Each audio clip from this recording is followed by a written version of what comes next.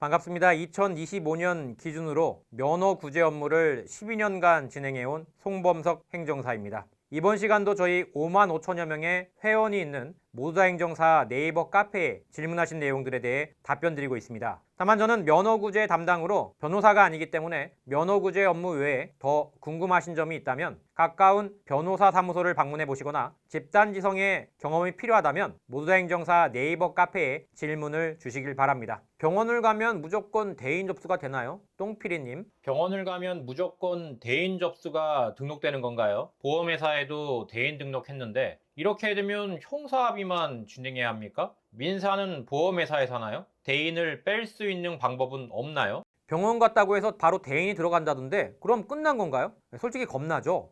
이제 특가법 적용돼서 형사처벌 확정인가요? 이런 생각부터 들고요. 하지만 결론부터 말씀드리면요. 병원에 갔다고 해서 무조건 대인이 확정되는 건 아닙니다. 대인 접수의 구조부터 이해하셔야 되는데요. 모두다 행정사 네이버 카페에서 무료로 드리고 있는 경찰서 단계에서 사고 빼는 법 매뉴얼에도 강조하고 있죠. 보험사에 대인 접수를 했다는 건 민사상 손해배상 절차를 시작했다는 의미일 뿐이지 경찰이 인사사고를 확정했다는 의미는 아닙니다. 즉 보험 접수는 민사 절차예요. 보험회사는 피해자가 병원 가면 일단 접수부터 합니다. 왜냐하면 그게 보험사의 업무 절차이기 때문이죠. 하지만 경찰이 그걸 본다고 바로 대인이 들어갔네, 특가법이다 이렇게 판단하진 않습니다. 최종 판단은 경찰 단계에서 실제로 다쳤는지 여부를 판단을 합니다. 일반적으로 대인 사고가 빠지려면 진단서가 없거나 제출되지 않아야 합니다. 물론 진단서가 들어갔다 해도 경미한 경우라면 대인 사고가 빠지는 경우도 적지 않습니다만 일단은 진단서가 판단하기 쉬운 기준이기 때문에 실무상에서는 진단서를 좀 중요하게 봅니다.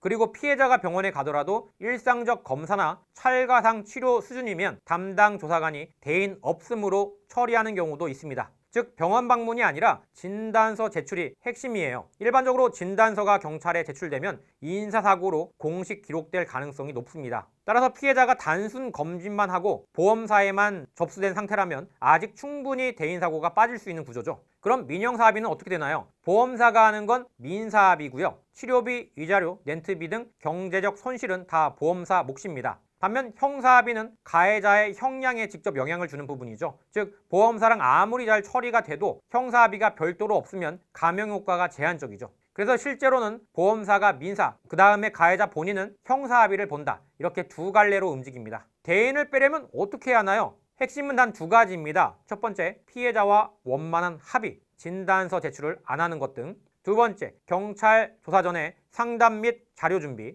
즉 피해자분이 병원은 다녀오셨지만 진단서는 내지 않기로 하고 치료도 종료하셨습니다. 이 내용이 경찰 조사에서 명확히 확인이 돼야 대인을 빼줄 수가 있습니다. 이때 반성문에 대물 대인 모두 합의 완료라고 쓰면 안 되고요. 그 대신 이렇게만 적으시길 바랍니다. 피해자분과 모든 보상은 원만히 이루어졌으며 앞으로 같은 실수를 반복하지 않겠습니다. 구체적 표현은 오히려 불리하게 작용할 수 있습니다. 정리하겠습니다. 병원에 갔다고 해서 대인 확정은 아니다. 두 번째, 진단서 제출 여부가 실무상 기준이다. 그러나 꼭 진단서가 전부는 아닌 경우도 있다. 세 번째, 보험사가 민사를 보고 가해자에게 구상 청구를 하는 구조다. 형사합의는 가해자가 별도로 해야 된다. 네 번째, 경찰 조사 전에 합의 및 진단서 미제출 확인이 핵심이다. 결국 지금이라도 피해자와 연락해 진단서는 제출하지 마시길 간곡히 부탁드립니다. 이 말 한마디에 방향이 달라질 수 있다는 점 꼭 인지해 주세요. 여기까지 답변 드렸습니다. 모두다 행정사 네이버 카페에서는 반성문, 탄원서, 합의서 샘플 및 양형자료 리스트를 무료로 배포해드리고 있습니다. 네이버 카페에 가입하셔서 받아가시길 바라고요. 또한 집단지성의 힘으로 만든 음주운전 사례 분석 자료집 샘플도 무료로 배포하고 있으니까 꼭 신청해서 받아가시길 바랍니다. 2025년 11월 기준 모두다 행정사에서 제공하고 있는 무료 자료집 리스트는 다음과 같습니다. 총 4가지 그룹으로 구성되어 있습니다. 샘플집은 무료니까 부담 없이 받아가시면 좋겠습니다. 여기까지 모두다 행정사 송범석 대표였습니다. 감사합니다.